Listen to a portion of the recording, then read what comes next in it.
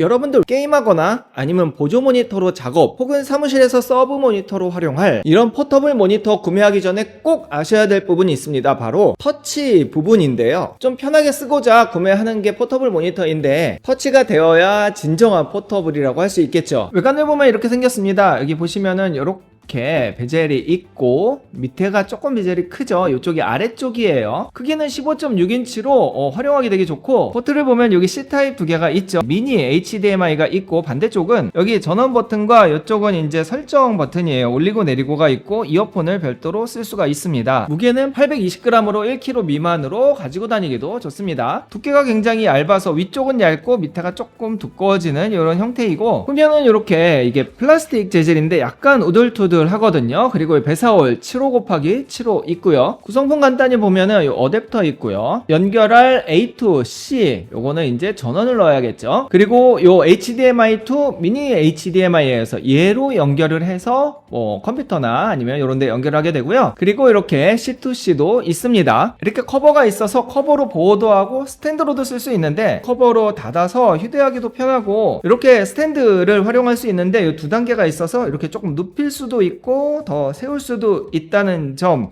이렇게 잘 활용하시면 됩니다. 자, 외관은 여기까지 볼까요? 확실히 예쁘죠. 그리고 화질도 QHD는 아니지만 이게 15인치이기 때문에 FHD로도 괜찮은 화질을 보여줘요. 이렇게 노트북에 연결하면 보조 모니터로 쓸 수 있는데, 지금 레노버 아이디어 패드가 PD 충전까지 되는 데이터 전송 C타입이 있기 때문에 C타입 하나로 연결을 해서 세팅을 했습니다. 결국 전원만 지원이 된다면 외부에서도 사용할 수 있는 건데요. 이게 진짜 신기한 게 터치가 돼요. 우선 이런 노트북이 터치가 안 되기 때문에 좀 불편한 부분이 많단 말이에요. 하지만 얘는 이렇게 터치가 됩니다. 이거 되게 신기하지 않나요? 이런 식으로 지금 이 화면의 딜레이가 거의 없이 동시에 움직이기 때문에 이질감도 거의 없어요. 좀 편하게 사용할 수 있다는 이야기입니다. 이렇게 드래그가 된다는 이야기는 터치도 된다는 이야기예요. 그래서 터치도 너무 잘 먹고, 터치가 되는 노트북이 그리웠다면 이 카멜 모니터로 터치를 활용할 수 있다는 거죠. 이게 가장 큰 장점인 것 같아요. 맥북이랑도 한번 연결해서 볼게요. 맥북 또한 이렇게 데이터와 전력을 동시에 뽑아낼 수 있기 때문에 케이블 하나로 연결이 가능하고요. 이번에는 화면을 보조 모니터로 나누었어요. 그래서 요거 따로,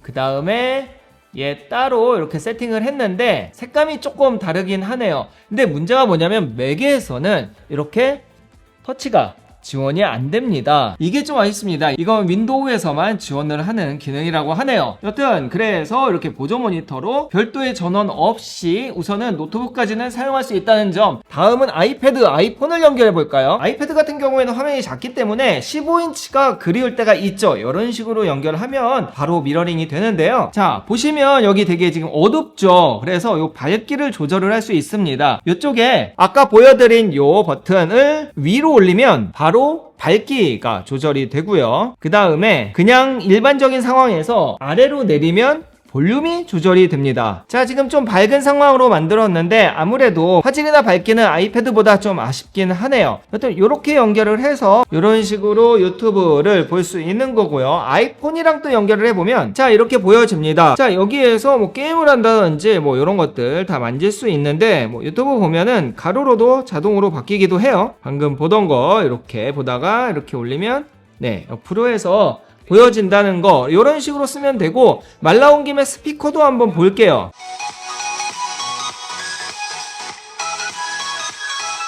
자, 들어보시면 알겠지만 뭐 스피커 그렇게 좋다, 막 저음이 웅장하다는 아니고 적당히 들을 수 있을 정도, 가격이 15만원도 안 하는 제품이라 뭐 이 정도면 저는 괜찮다고 생각해요. 그리고 또 좋은 게 이런 닌텐도 같은 경우에는 이렇게 독 없이는 TV에 연결이 좀 힘들죠. 이 독 안에 있는 변환 관련된 그런 단자가 있어야 되는데 이렇게 두 개는 독 없이도 바로 연결이 가능합니다. 별도의 독 없이 이렇게 연결을 하면 되고, 얘는 전원을 넣어줄 수 없기 때문에 별도의 전원을 이렇게 넣어줘야 돼요. 그러니까 닌텐도 연결, 그 다음에 얘는 전원선입니다. 그러니까 전원이 없는 곳에서는 닌텐도를 할 수 없다는 이야기이고, 여튼 좀 큰 화면에서 하려면 이렇게 연결하면 된다는 점. 보통 이렇게 이제 거치해 놓고 이렇게 조이콘을 별도로 빼서 게임을 많이 하죠.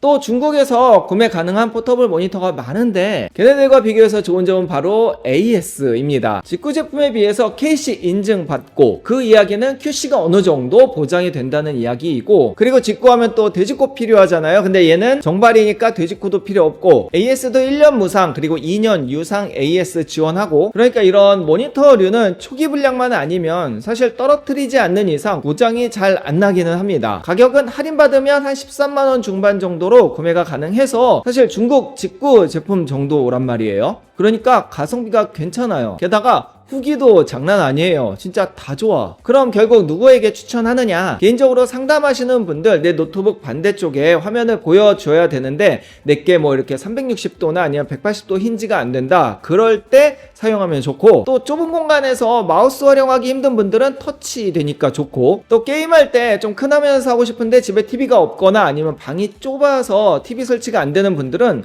포터블 모니터 괜찮아요. 특히 원룸, 그리고 카페 같은 데에서 터치로 뭐 이런 메뉴 아니면 주차 같은 거 할 때 그럴 때도 많이 사용할 수 있을 것 같습니다. 참고로 이 카멜 휴대용 모니터에 다른 제품군도 좀 있는데 잠깐 보면, 먼저 14인치 제품이 있습니다. 요 세 개는 터치가 안 되는데 이렇게 작은 제품, 그 다음에 큰 제품 중에 하나는 FHD고 하나는 QHD예요.